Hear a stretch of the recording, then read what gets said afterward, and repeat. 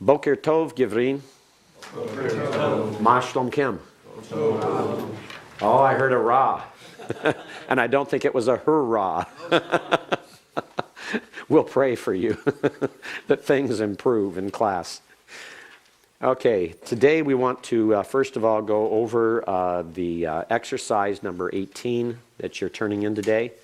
I want to walk through that with you so that you understand what's happening.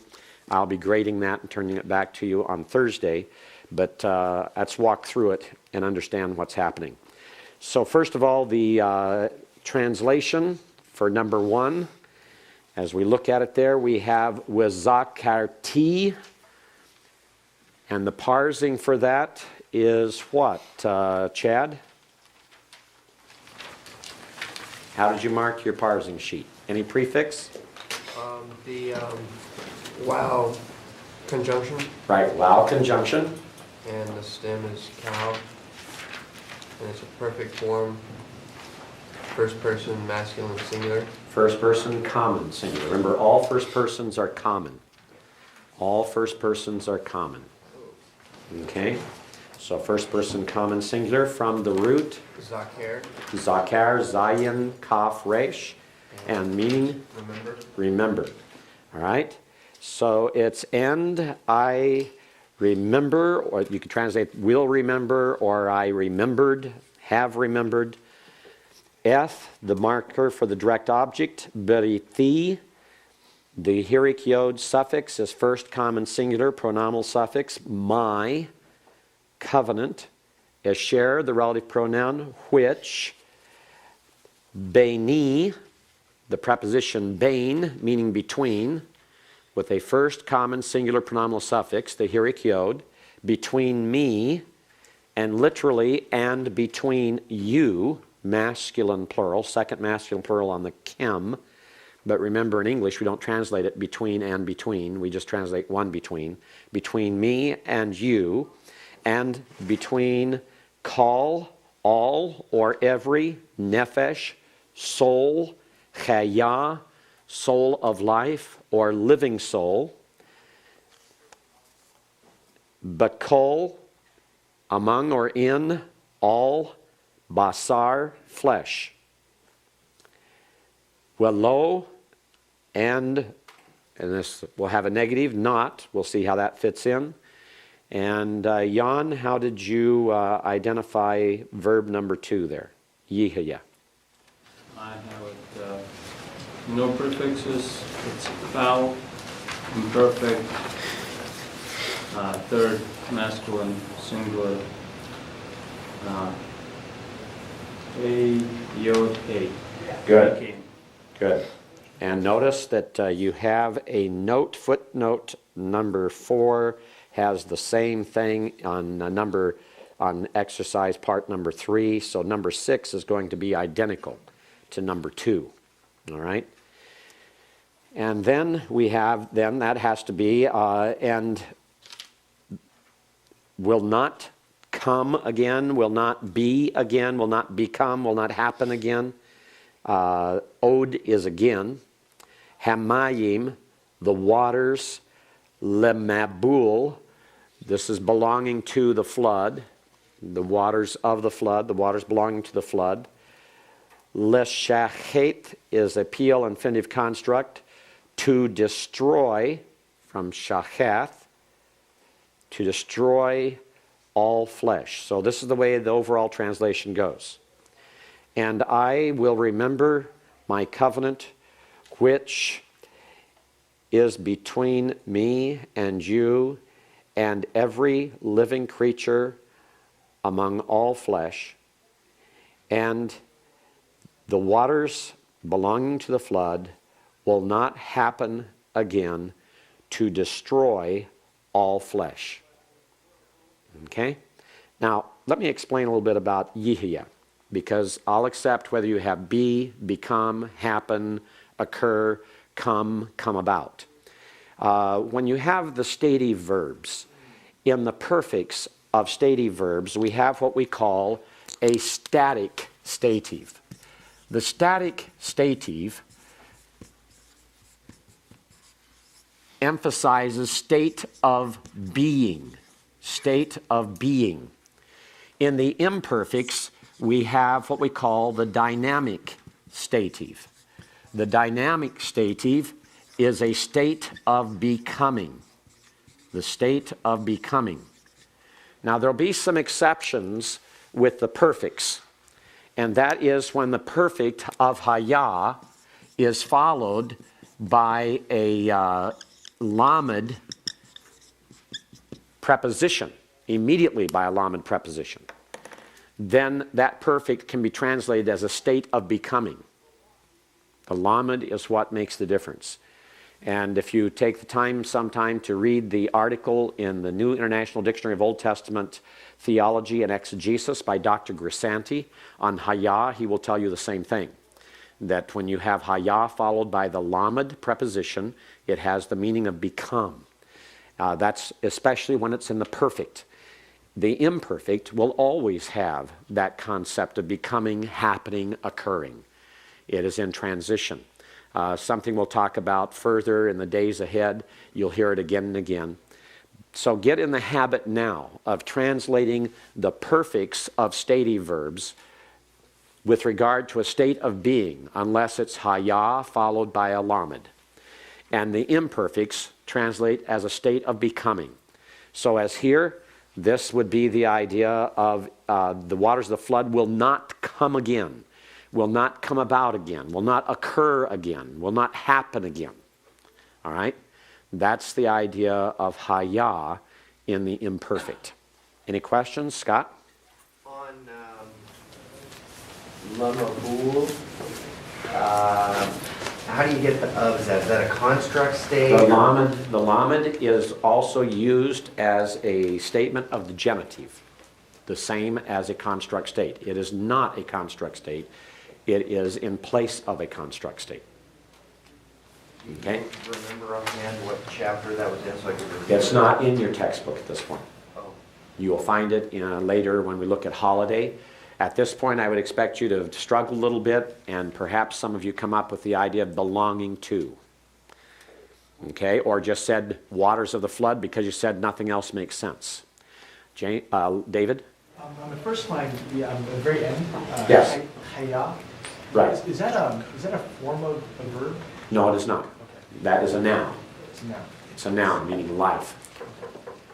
Yes? Is it okay for the meaning of Haya to have was?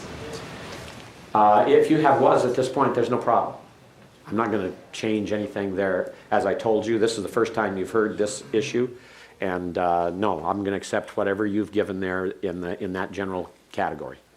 No problem. John? So a lamed preposition after, on a noun after Haya, meaning it would be to become or Right. that. So Either a noun or an infinitive. And that can be in the perfect or imperfect? Correct. So- But the imperfect already means become. Right. But this is primarily talking about after a perfect. So here, because I put down the waters will not again become a flood. Oh, that's fine. It's not a problem. The imperfect, you got it right. You got the imperfect correctly. Your translation may not be very smooth, but you've got the correct concept and the correct meaning. Because it's an imperfect. The imperfect is the dynamic stative, which is the state of becoming. Something you can remember here, and it'll be repeated in the future for you, but one of the arguments for this is the Septuagint, and the way the Septuagint translators who lived in Egypt, Alexandria, Egypt, 250 years before Christ, the way they translate Genesis chapter 1. They're very consistent. There are two Greek verbs that are state of being verbs. We have eimi. Eimi is the verb generally translated as I am, all right? And then we have genomai. Genomai is I become. The translators of the Septuagint in the book of Genesis are very consistent. When the form of Haya is a perfect, they use a form of eimi. When the form of Haya is an imperfect, they use genomai. They're very consistent. They match exactly what we're saying here. that the imperfect is become, the perfect is be. For example, Genesis chapter 1, verse 2. We have Haaretz hayata tohu wavohu, and the earth was without form and void. Now, as you look at that, hayatha is a cal perfect third feminine singular from haya. Those who believe in a gap theory insist on translating it as become. Notice two things. Number one, it's a perfect, not an imperfect. Number two, there's no lamed on tohu wavohu. Therefore, it's not a perfect that means become. Number three, the Septuagint translates it with a form of a me, not genomai. Therefore, it is not to be taken as the earth became empty and without form, formless and empty. All right? That's not the idea of it at all. There's no grammatical, syntactical support for the gap theory in its insistence on translating that verb as became. And it's fascinating because even the Latin Vulgate and the Syriac Peshitta and many other translations of ancient translations of that text insist on the same demarcation. They observe the same distinction, that the perfect of haya is be, the imperfect of haya is become. All right? And we'll be handling that a lot in the future. And along with become comes the same meanings: happen, occur, come about. All right? All right, any other questions on number one? Scott. How do you get a creature out of nefesh? Nefesh is a soul, so you have a living soul, a soul of life. Nefesh haya. So we just say a living creature, or a living thing, or a living being. Okay? Yes? I'm unclear on words which have a plural form in their the lexical entry is a plural form. For example, mayim or shamayim. Mm-hmm. I don't know. I'm unclear on it. Can you translate those as either singular or plural? Yes, you may. You can. Yes. All right. So mayim is correct whether you translate water or waters. Yes, Scott? The first word of the second line, bakal. Yes. How did you translate that? With all or and all or? Among all. Among all flesh. If you translate as in, that's not going to be a problem. All right, any other questions on exercise 18, number 1? Scott? Just back to that beaver, it just seems like, I translated that, and it seems to me it means the same thing without any being heard there at all. The water will never again flood. You had a form of be there. The word will Okay. is a future form of be. Okay. Okay? All right. Anyone else? Yes, Scott. The first word of the sentence, that verb, you translated I will remember. You can translate as I will remember. Remember, you don't have much context here. So I will remember, I did remember, I remembered, I have remembered, I remember. I'll accept any tense you give for it at this point. Because the form alone is perfect rather than. Perfect. Remember, the forms of the verb do not express tense. Right. So you have to derive tense from context and context alone. Okay. All right? Okay, so any tense you give it at this point, unless it is really nonsense in the reading that you have sufficient context, is going to be all right. So don't get fussy about it. All right? Don't stress over it. All right, anyone else? And I promise you I won't get fussy when I grade it. All right? Number two, ki tishma. Ki can be translated as because, for, if, when. We have to determine by context. Tishma. Jeff, how did you parse tishma on your parsing sheet? It's number 4. Cal, imperfect, second or third person, masculine or feminine gender, and singular. Good. And shamar, listen. Shamer. Shamer. Shamer, listen. Okay, the sheen, meme, ayin. Sheen, meme, ayin. Listen. All right? Notice the pathak.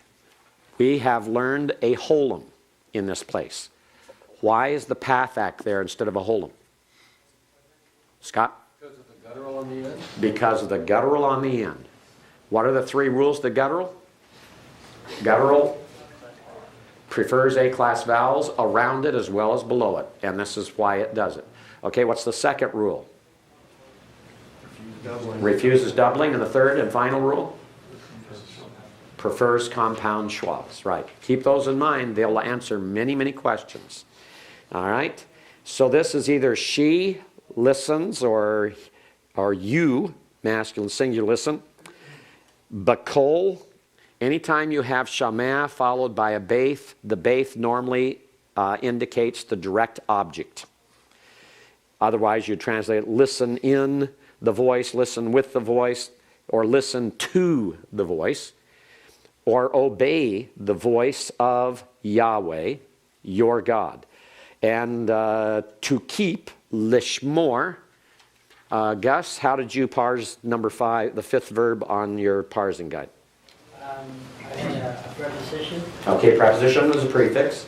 a cow, Cal, and then I had an infinitive construct. infinitive construct, and the root? And then the root was sheen, main, rage, and it's keep. Keep. Okay, keep regard. So we have here then, thus far, it seems that the key is best probably taken as a for here, or because. If you have if or when, I'm not going to object. And it looks like then this should be taken as you, because it makes more sense for it to be you rather than just she. Because, or for, you listen or will listen, or have listened. Again, tense, I'm not going to be fussy, and don't expect you to be fussy over it. At this point, you don't have sufficient context. Because you listen to the voice of Yahweh your God to keep. Eth is the direct object marker, so it's not translated. Call, all, and then mitzotau. Mitzotau, you can tell by that mitzot is plural. The au also confirms that it is a plural noun, commandments. And the wow on the end tells you it's his commandments.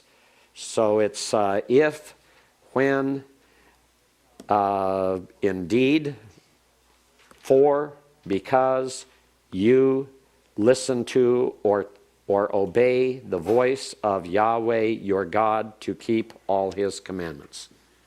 Chad. I was surprised by the beith preposition on kol. Why was that a beith? I was expecting a lamed. The beith is what is characteristic of the Hebrew. Shamaz followed by beith. Interestingly, you'll find the same type of situation in the Greek language, that akuo can be followed by n. Yes. And Go ahead. Sorry, another question on that is, what would be our clue that that's in the construct? It's not construct. It's not. Are you talking about coal being in construct? Kol being construct, yes. The only is context. Well, that accent doesn't mean anything. The accent is a conjunctive accent, a very minor one. But I wouldn't expect you to understand what that accent is at this point. So it's just context. Yes, Jeff? Keith, we can always do those ing, it's either or, is that correct? How did you translate it? Keeping, How does it fit the context? Go ahead. keeping all his commandments. Okay, that's fine. No problem. But is that always the case? That kind of- No, it's not always the case. And I would prefer to keep here because I think that it's the idea of talking about result or even purpose. But that's a preference. Keeping here is not going to create any difficulty at all. All right, anyone else? Chad? One more question on Yes. this one. Mitzwo tau. Yes. I didn't really understand what all that stuff at the end is. Okay, the comments yod wow is exactly what we've seen on masculine plural nouns. Okay? For example, if we take the word that we were used to forming from is sus. If we want to talk about horses, remember it's susim. If we're going to say horses of, we take the meme off. This becomes susei. If we want to say his horses, we don't put a holum wow there. It becomes susau. And the strange thing is that if you go to the feminine and you're talking about mares, you have susoth. And how do you add a pronominal suffix to the ot?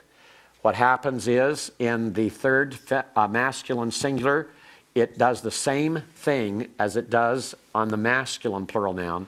The feminine plural noun adds it to the oath. So it becomes susotao. And so mitzot, commandments. Mitzotao, his commandments. All right? Anyone else?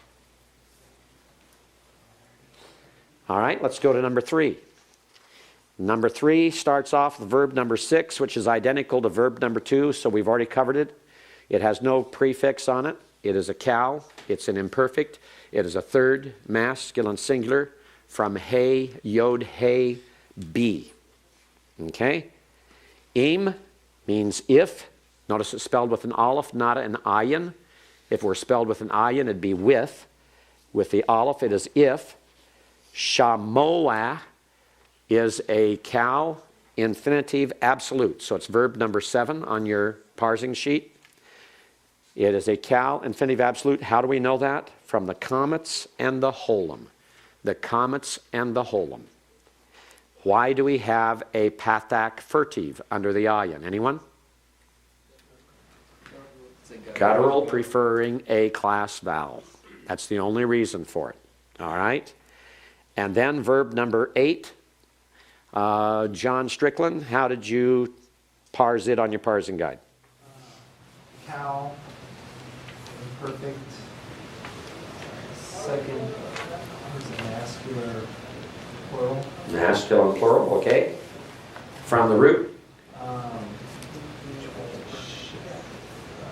Sheen, name, ayin. Okay, sheen, mei, mayan, meaning hear or listen. All right? So that's going to be you, masculine plural, listen. And when you put shamoah and tishma'u together, they're both from the same root. That makes them cognate. Therefore, this is a cognate infinitive absolute. And the infinitive absolute is put in the first position. It's put before, pre-positive. Therefore, it's intensive. If you indeed, if you certainly hear, if you certainly obey my commandments. Here, el is actually unto or into. But as you're trying to translate that, you say that doesn't make any sense in English. That's that same thing again. In Hebrew, it's either in or unto or into, used as a preposition preceding the direct object of the verb shamah. We talk about listening to. So if you use to here and use listen, you probably came the closest you could to trying to maintain el as something close to unto or into. But it's the idea of to obey, if you indeed listen to my commandments. Mitzot, plural, feminine plural, from mitzvah, and the I, pathic yod, is the same as what we saw on the masculine plural nouns with first common singular pronominal suffix. Again, it's added on to the strong feminine plural ending. Dennis, question? Do you get absolute construction as surely take heed to? As surely take heed to, yes. That's fine. Good translation. Yes, John. So this is emphasis, not duration? Correct. Duration is when the infinitive absolute follows, is post-positive. What is the finite verb? It's not... The finite verb is tishma'u. A finite verb means a form other than infinitive. A finite verb is a perfect or an imperfect. Okay? An infinitive is not finite. Okay? Anyone else? All right. Asher, which, anoki, I, mitzvah. I gave you the parsing on that, a PL participle masculine singular from tzadeh, wow, hey, command, which I am commanding you. Eth chem, the eth is the direct object marker, not translated. Chem, second masculine plural, you. Hayom, today. Today. And then le'ahava, I gave you that one. The parsing of verb number 10 was cal, infinitive construct, from aleph, hey, bait, love. To love, eth, is again the direct object marker, not translated. It's the direct object of love. To love Yahweh, your God. Okay, questions? Any questions you have on number 3? All right, let's go to number 4. Number 4 begins with the verb. Roger, how did you parse it on your parsing sheet?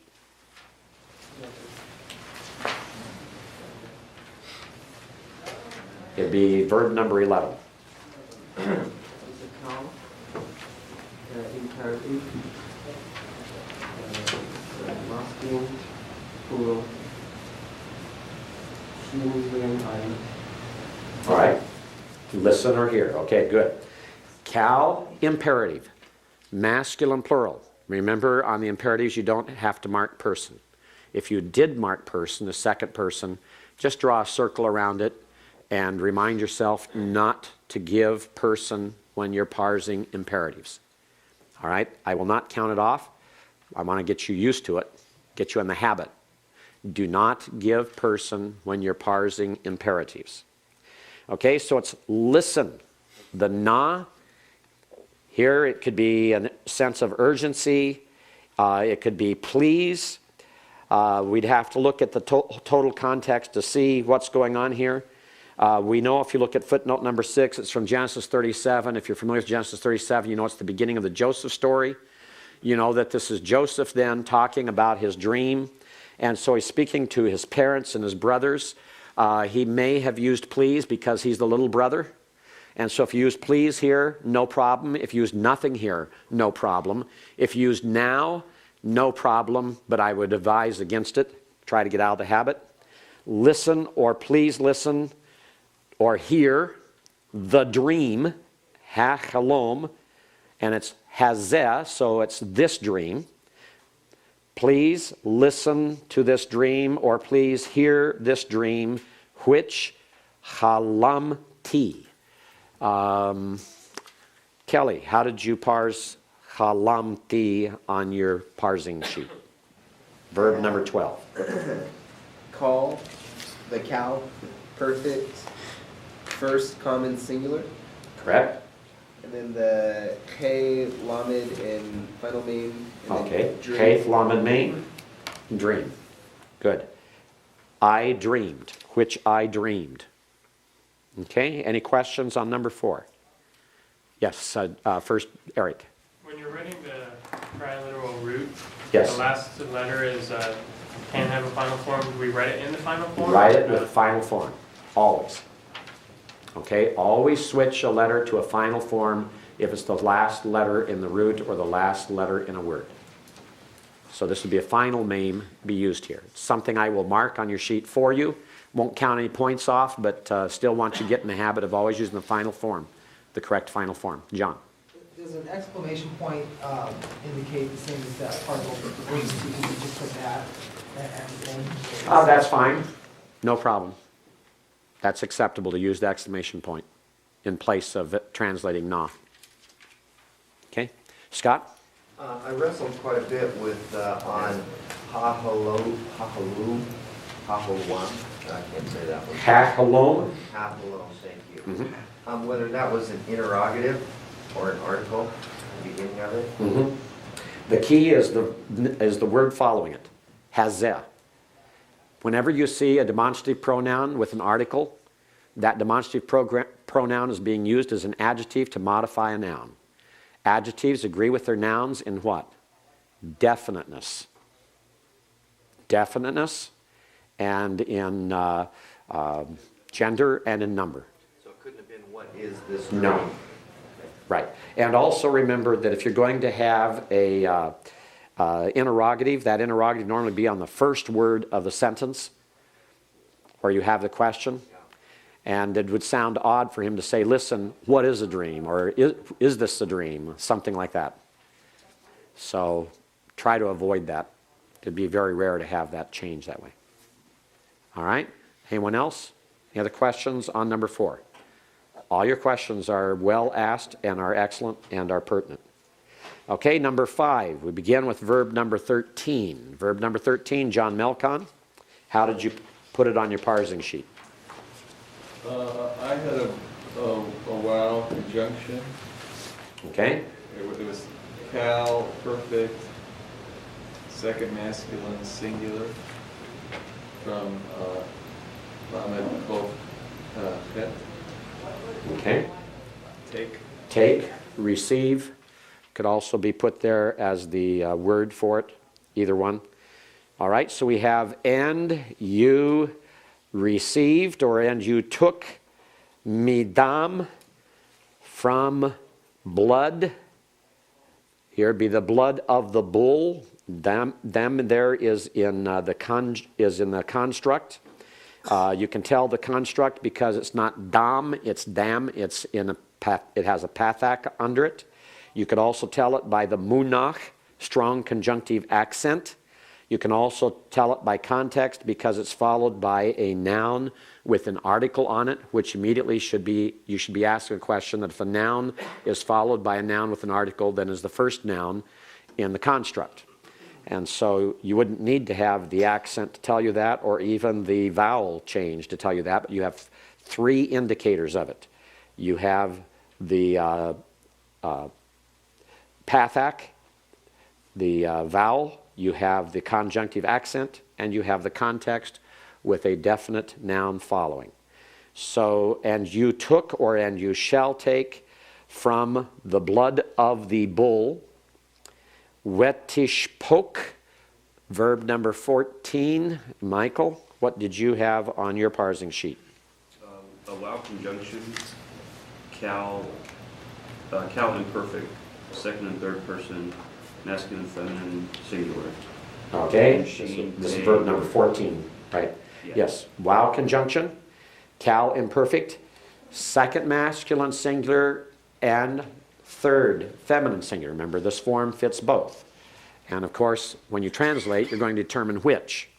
But for the time being, I want you marking both of them so I can see that you recognize that both forms are the same. Okay? And then later we'll stop doing that and we'll parse it according to the context. But I want you right now to be marking both. And if you did not, please mark it that way now. I'll give you that opportunity to change it without penalty. All right? And you shall pour out, or you poured out, depending on how you took it in the tense and the context. Al, upon, karnot is the horns of the altar. Karnot is in construct with ha-mitzbeach. Again, you can tell that because of the way that the vowels are formed on karnot, and also because of the conjunctive accent, which I wouldn't expect you to identify or understand here or be able to identify. But again, it's followed by a noun with an article, so we have to ask the question, then are these 2 nouns in construct? Yes, they are. And so it's the horns of the altar, because when you have an article on the second noun, remember it applies to both nouns in translation. The horns, upon the horns of the altar, with your finger. Ba'etz ba'ekka.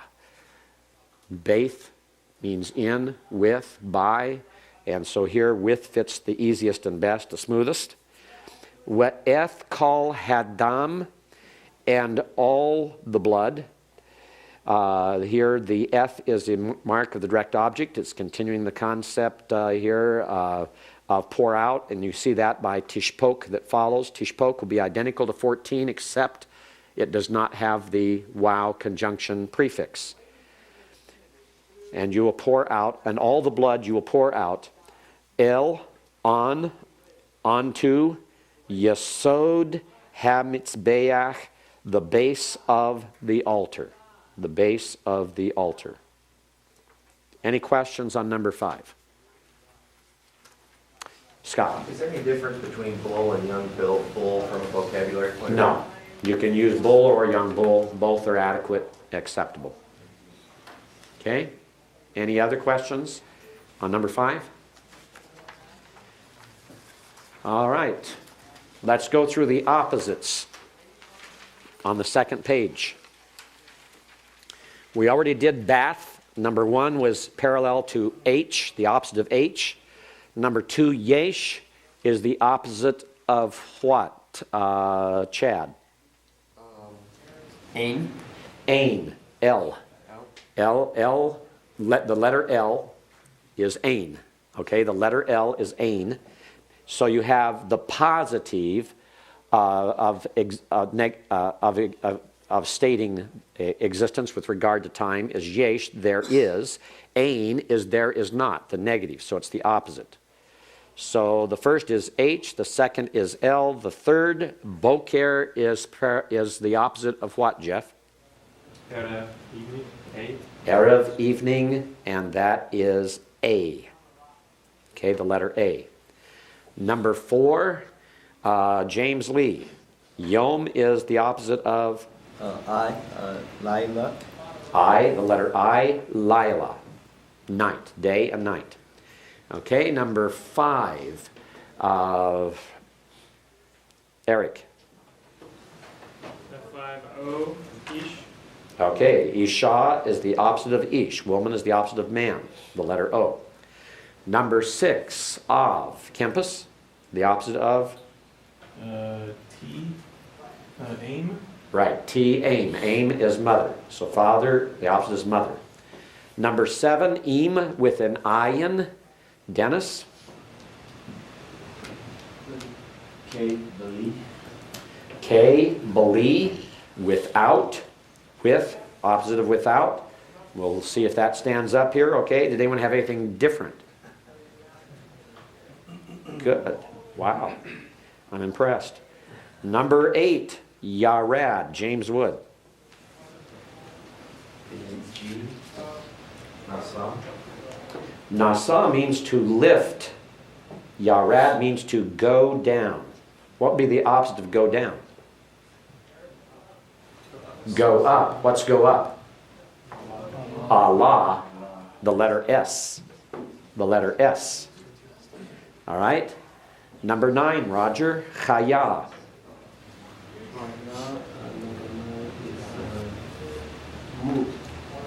Okay, letter D, Mut. Chaya is he lives. He lived. Mut is to die.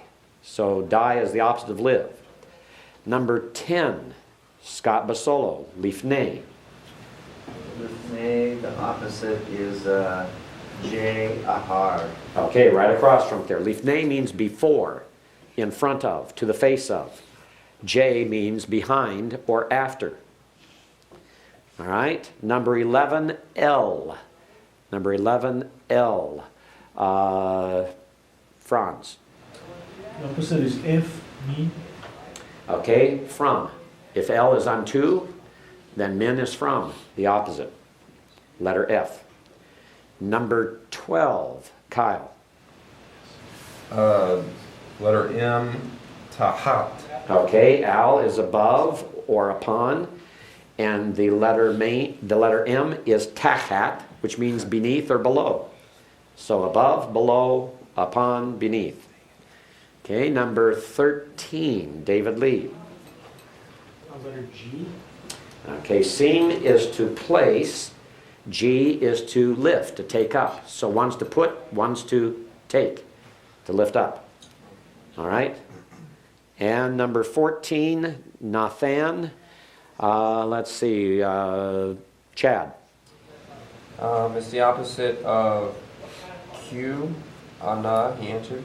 Oh, okay, Q is lakach. Oh, sorry. You had a dyslexic moment there. You reversed the Q to read a P or your eye jumped up. Yes, it is. All right? Okay, lakach is to take, to give or to take, to give and take. All right, Nathan, give. Q, lakach, take. Now, some of you may have put Nathan opposite of Nasa, and then later said, now what in the world do I do with lakach? And so could you put lakach in place of seem? yes. In other words, you could have number 13 and number 14 the exact opposite of what we just said. All right? Because either one are acceptable.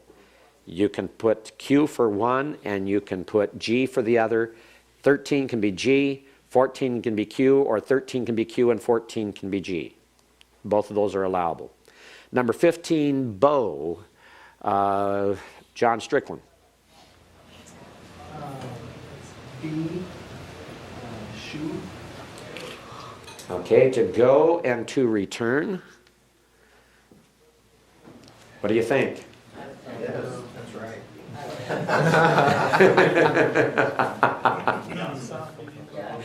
Yatsa means to go out, and bo means more than come, it means to enter. So to enter and to leave are bo and yatsa. So yatsa is actually the one that fits best here, the N letter. All right? That's because number 16, halak, means go, and shuv, return, B, is where the B belongs, technically. Now, if you know, as I look at this, you know, I realize that it's not the perfect exercise. And so I'm going to allow some leeway. So if you're close in the ballpark, I'll let you get by with reversing those two as well. But in technical form, bo means enter. It means come as to enter, to come in. And yatsa means to go out, to depart, to leave. All right? Halak just means to go. Doesn't mean go out of, doesn't mean to go into. It can be used of either one. All right? Yes, Jan. If I missed like father instead of put son instead of mother. Well, then what'd you do with mother later? Did you put her parallel with daughter? Daughter, yeah. Even though in class we said number 1 was son? Remember, we filled in number 1 together. I did that to give you a hint. Yeah, I'll allow it. I'm flexible. All right. Number 17, Yashav. Gus. R, Ahmed. Okay, Ahmed. Yashav is to sit, he sat, and Ahmed is he stood. R, the letter R. Number 18, Diber. Kenny. P. Okay, Ana, P. Diber, he spoke, he commanded. Ana, he answered, or he responded. Number 19, Melech. Melech. Let's see, who haven't I called on yet? Scott Jackson. 19 would be C, servant. Okay, Eved, servant. Opposite of king. I was looking for queen. You were looking for queen. I didn't give it to you. All right, and the last one, number 20, Eretz. Okay, let's see. Kelly, how about you doing that one for us? 20 is E, which is Shamayim. Yes, heavens. Opposite of earth, earth and heaven.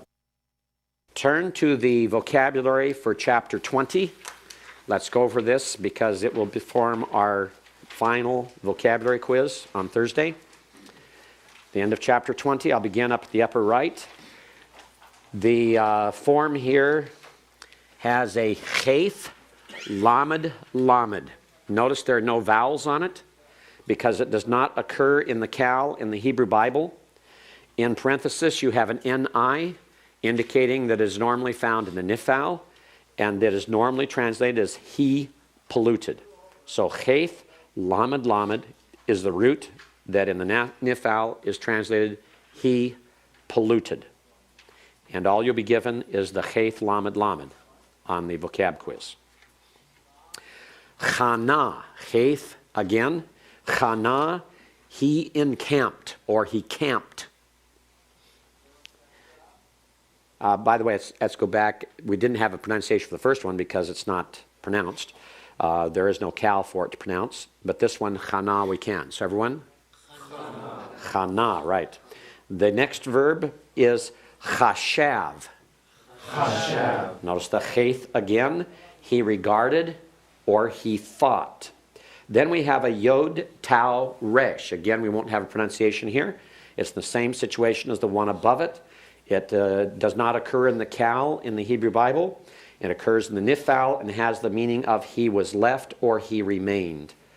The next word is tameh. Tame is a stative verb of the E class. Notice the tsere under the main. He was unclean. He was unclean. Moed. Moed is a noun meaning appointed time or feast time.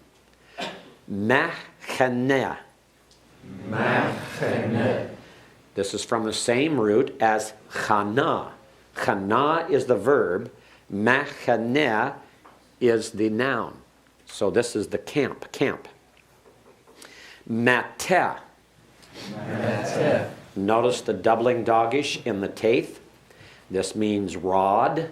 It can also mean tribe. The rod is symbolic. It's like talking about the scepter or the throne of England. Refers to royalty, refers to the kingdom. And here the rod is used as synecdoche. It's a word that is used to represent a tribe and therefore sometimes translated as tribe. Sometimes it's a rod, literally. Sometimes it's a tribe. Mateh. Malak. We've had this one before already. We're repeating it again. It means angel or messenger. Then we come back to another that just has the root letters, the Samic Tau Resh. Don't confuse it with the Yod Tau Resh above it. Is found in the Nifal and means he hid. The Lamed Cheth Mem, to the left of it there, also the same situation in the Nifal, means he fought. It can also mean he waged war. He battled. It's the idea of to fight as in a war. And then we have Mishpacha. That's a feminine noun that means family. Family. If I were to ask you, Yeshli ha-mishpacha, what would I be asking you? Yesh means what? Is there, okay, or there is, right? And if I ask it as a question, it's is there. So there is or is there. Yesh, li, lamed preposition, first common singular, to me, for me. In other words, do I have a family? Yesh li hamishpacha. If I'm saying it to you, I'd say to an individual like Kenny, I would say yesh lecha, second masculine singular, hamishpacha. Do you have a family? It's a very common phrase used in conversation when you're meeting someone for the first time. Yesh lecha hamishpacha. Hamishpacha, mishpacha is family. Lashon. Lashon is a feminine noun meaning tongue, and therefore it is sometimes used of a language as well. What tongue do you speak? What do you speak? The Hebrew tongue. All right. Hamas. You've heard this word before, haven't you? The name of the Palestinian political arm, Hamas. The word means violence. It's a terrorist organization. Its name is well given, well taken. They applied it to themselves. That's indicative of their philosophy. Hamas, violence. No one should miss that with the type of issues going on in the world today, if you're familiar with what's happening in Palestine. The last word in that line is E. E is normally found in the plural rather than the singular. It is the word that means coast, region, or island. Coast, region, or island. Iyim, the plural, is islands or coastal region. Rishon. Rishon is the word first. That's an ordinal number instead of a cardinal number. Echad is the cardinal number 1. Rishon is the ordinal number first. First, Rishon. It's built on the word rosh, which means head. Parad. He divided, he separated, he spread. Ma'ekal. Notice it's based on the root aleph, kaf, lamed, which means he ate. So ma'ekal is the noun food. And we also have another noun there given.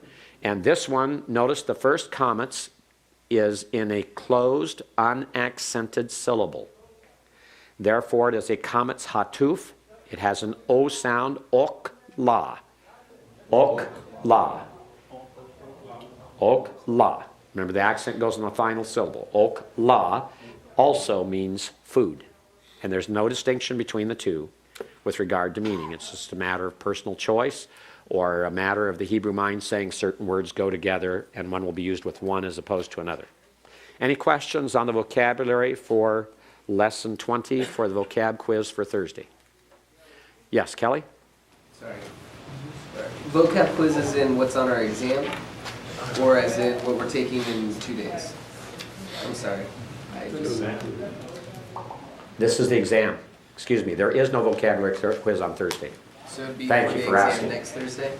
For the exam for next Thursday. And does that quiz only reflect these words, or does it reflect these words The and rest of vocabulary, semester? the vocabulary part of the final exam will be taken solely from this exercise. But you will have other vocabulary on the exam for certain translations. So one of the things we'll be doing is reviewing some of the basic vocabulary. But there will be a separate vocabulary section, just like you've had for vocabulary quizzes, that will be part of the exam. And that will be lesson 20.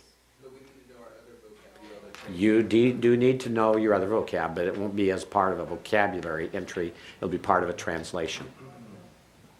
Okay? Anyone else? And other questions there? Thank you for pointing that out, though, because I was thinking about giving another vocab quiz, and my notes here say very specifically, no. This is for the final exam. All right.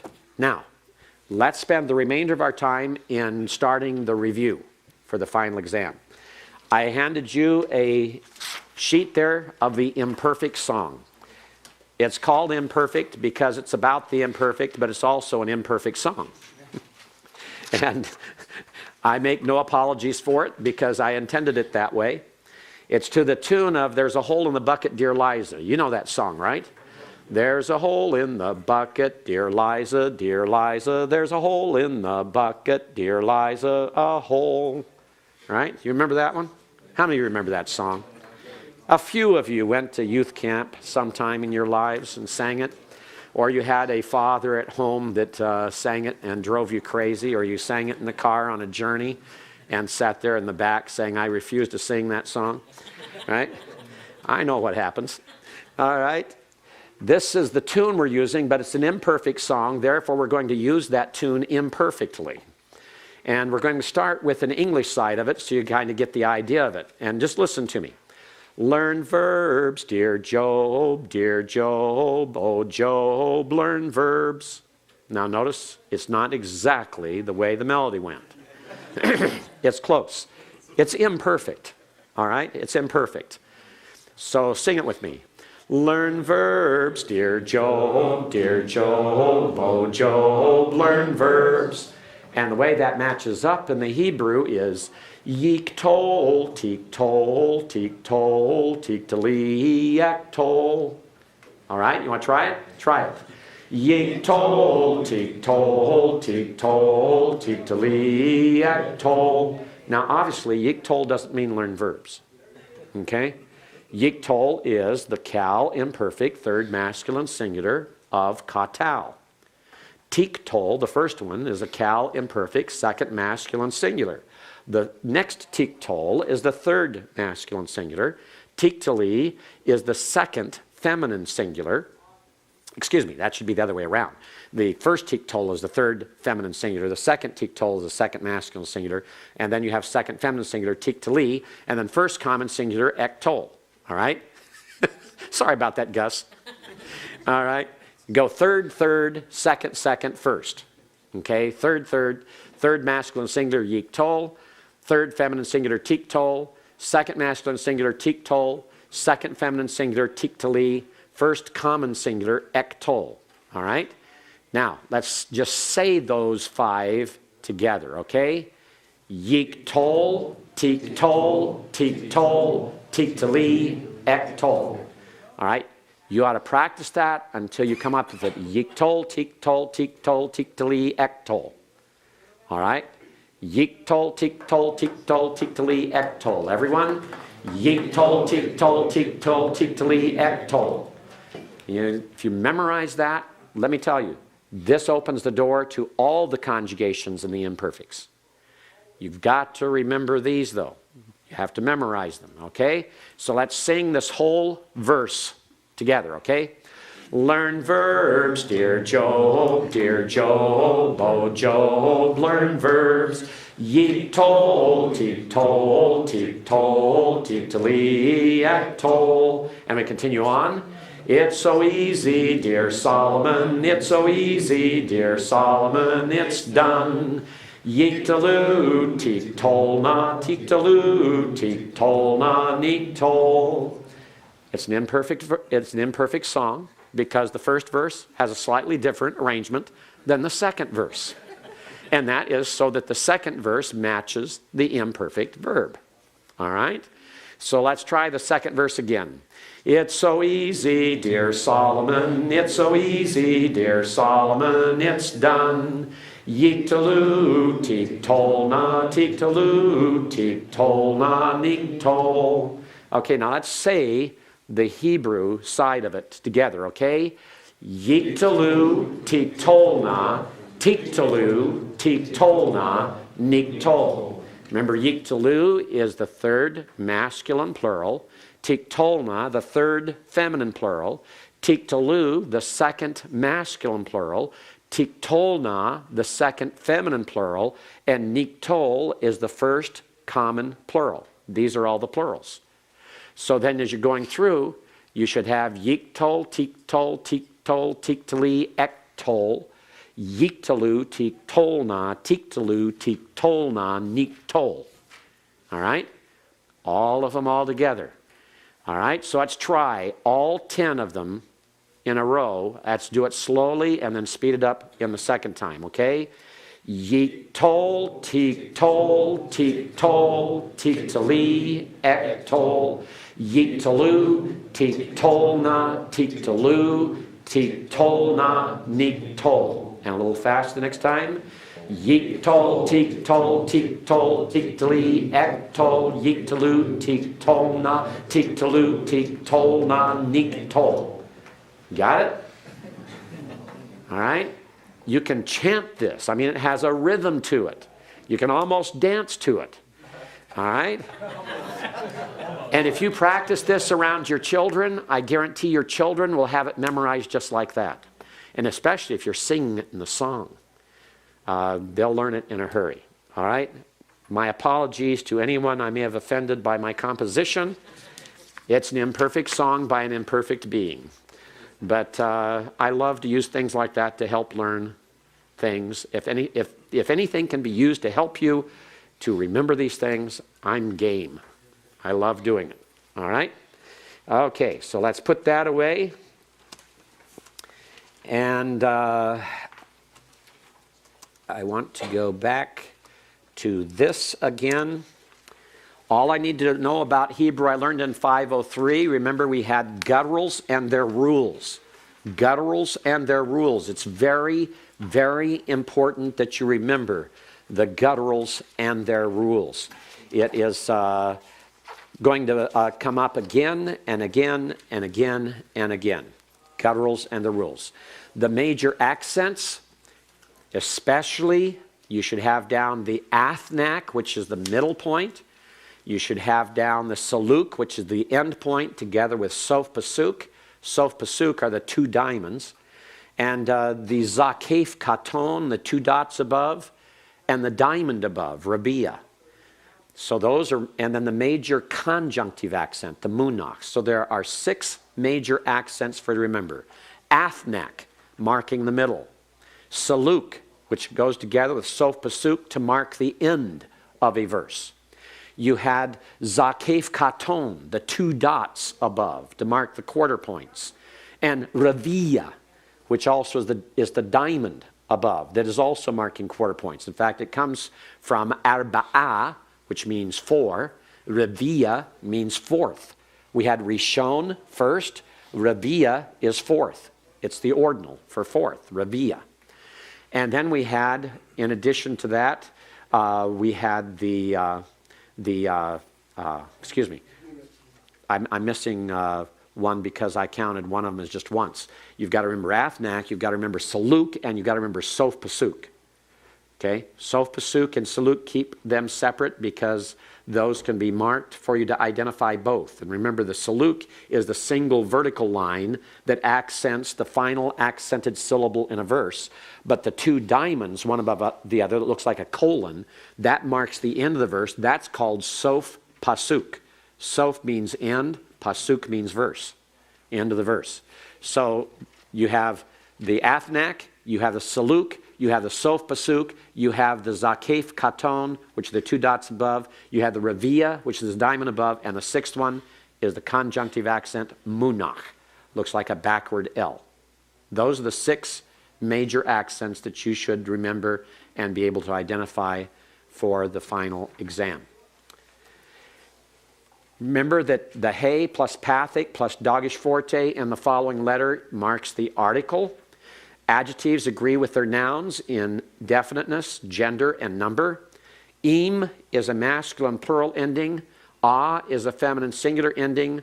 Oath is a feminine plural ending. All right? Im, a, ot. Those stand you in good stead, not only for nouns, but for participles. To keep those in mind. Remember, in the participles, you have an alternative feminine form that has F. A, the tsere yod, is the masculine plural construct ending. At is the feminine singular construct. So divrei is words of. Torat is law of. Word order is verb first, subject next, object third. Modifiers follow what they modify. Personal pronouns, make certain you go back over those. Ani, anoki, ata, at, who, he, and also the plurals. Make certain you know them. Anachnu, nachnu, atem, aten, atena, hem, hema, hein, heina. Make certain you've gone over those personal pronouns and have them memorized. The cal stem, all forms. Be able to write out for any consonants that you're given, to be able to write out a full paradigm starting with the perfect, going through the imperfect, including the imperatives, the infinitives, and the participles. And also remember the names of the stems, the 7 stems: cal, nifal, hifil, hafal, piel, pual, and hithpael. Eric? Do you include the imperative and all forms? Yes. Do you also include the cohortative and jessup? No. Good question. No. You'll have the imperative in all forms, the imperfect in all forms, minus gessive and minus cohortative. Minus wayik tol. You won't include that in your paradigm either. Kenny? You have them in your textbook there. Your paradigm for your verb. You can go back, and you have several of them actually, but the regular verb is given for you on page 200. You have the cal, goes down through the perfect, the imperfect, the plural, the imperative singular, the participle singular. Where's the whole thing? On page 201, opposite, you have all of them. You have the participle active and passive. You have all forms of the imperative. You have the infinitive absolute and the infinitive construct. So page 201 is the best one. Page 201 gives you all of them. On the cal, forget about the stative. Just learn that first one under active. Learn that first one under active. Ignore stative. I want you to memorize the active. Katal, katala, katalta, katalt, katalti, katalu, kataltim. And remember, if you memorize this, you can insert any 3 consonants in place of the kof, taith, and lamed, as long as they're strong consonants without gutturals. And I will not give you any form that has a guttural in it to do this. So if you memorize this one, all you have to do is substitute, because if you have well, let's start up here. If you have ektol, then you know that that's going to be then mloc. You know it's going to be mshol. Whatever verb I give you, it's going to be ek tov. Any three consonants I give you that are normal consonants, don't include any guttural. It's the exact same vowels, the exact same prefix. So all you're doing is substituting different letters in the first place, the second place, and the third place. Otherwise, it's all the same. Yes, Kelly? Just a quick question about stative verbs. Yes. You had just mentioned it.